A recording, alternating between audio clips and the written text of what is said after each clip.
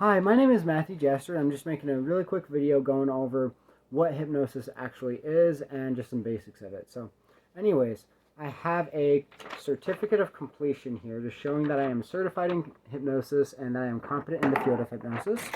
And we'll go ahead and get started. So, please watch my video, Hypnosis, Abuse, and Speech Inhibition. I will leave a link in the description. I will also leave additional links in the description of other relevant videos. I've been abused with hypnosis, and my ability to speak is being inhibited with hypnosis, which is why I have to read everything when I make videos. If you notice me stuttering, speaking slowly, being unable to speak clearly, or any other difficulties speaking, I explain how this is being done to me in my video, Hypnosis, Abuse, and Speech Inhibition. Also, I will be raising my right index finger whenever the hypnosis is inhibiting my ability to speak so that I can point out the hypnosis inhibiting my ability to speak without interrupting myself in video. So please pay attention to my body language when I raise my finger, because you're going to be able to notice the difference. You're going to be able to notice the hypnosis. Sorry about that. So, my first time with that introduction and trying this. The first theory is that hypnosis is the same thing as trance, depending on how you define hypnosis. You could use the terms trance and hypnosis interchangeably, although I personally differentiate, as not all trances will increase an individual's susceptibility to accepting post-hypnotic suggestions or hypnotic commands like hypnosis is intended to. There is no official definition of hypnosis that is recognized by the scientific community as a whole, so either definition is technically not incorrect. According to the Human Givens theory, hypnosis is any artificial method of accessing the REM state which is naturally active while dreaming. This theory of hypnosis would provide a logical explanation for all the phenomena that is associated with hypnosis. And in case anyone is not familiar with the REM or the REM state, it's an acronym for rapid eye movement and is the second stage of sleep when we dream. Hypnosis definitions.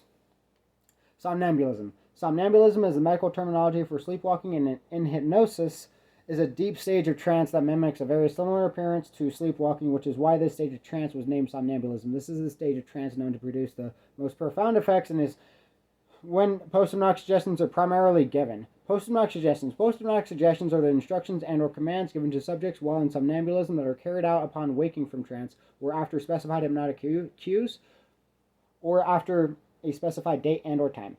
Heteroaction. Heteroaction means that after successfully responding to one post-hypnotic suggestion, the chances of successfully responding to a different post-hypnotic suggestion will increase. Homoaction. Homoaction means that repetition of a post-hypnotic suggestion will result in a stronger or a more intense response to the post-hypnotic suggestion.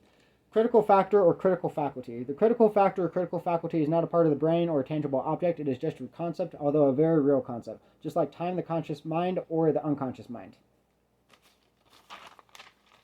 In hypnosis, there is an important concept known as the critical factor or critical faculty. It means the exact same thing and is most commonly known as the critical factor, although in my hypnosis course it was referred to as the critical faculty, and that is what I'm going to be referring to it as during this video. The critical faculty is responsible for processing, interpreting, analyzing, and questioning information before acceptance into the unconscious mind.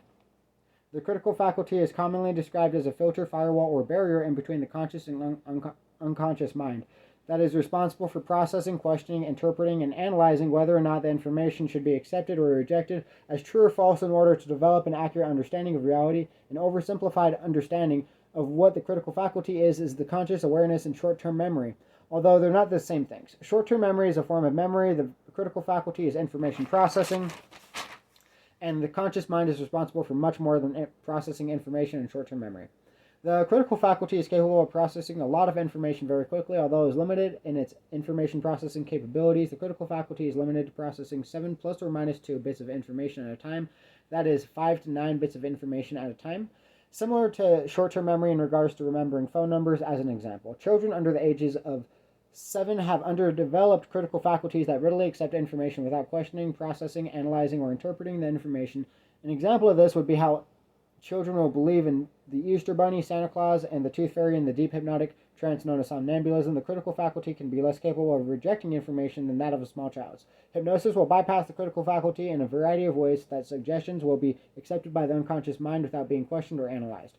Common methods for this include confusion, distraction, overwhelming processing capability, and shock. In Ericksonian hypnosis and subliminal messaging, the critical faculty is often bypassed by distracting and consuming a conscious attention to an overwhelming extent that no conscious attention is drawn to the post-hypnotic suggestions or subliminal messages or subliminal message that are involuntarily accepted by the unconscious mind because their ability to process and or question that information is bypassed. The second method is seen in direct hypnosis and stage hypnosis, which uses shock to stimulate the reorientation response, which is a survival mechanism used to rapidly adjust to a situation in an emergency and stimulates a fast-acting pathway in the brain called a PGO spike.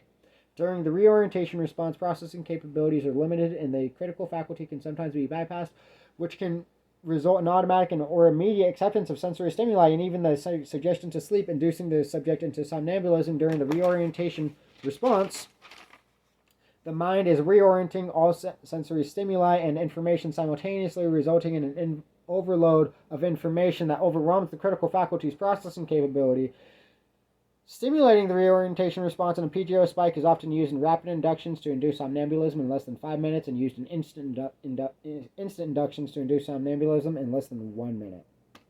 So anyways, I like that example. Hope you have a great day, and thanks for watching the video.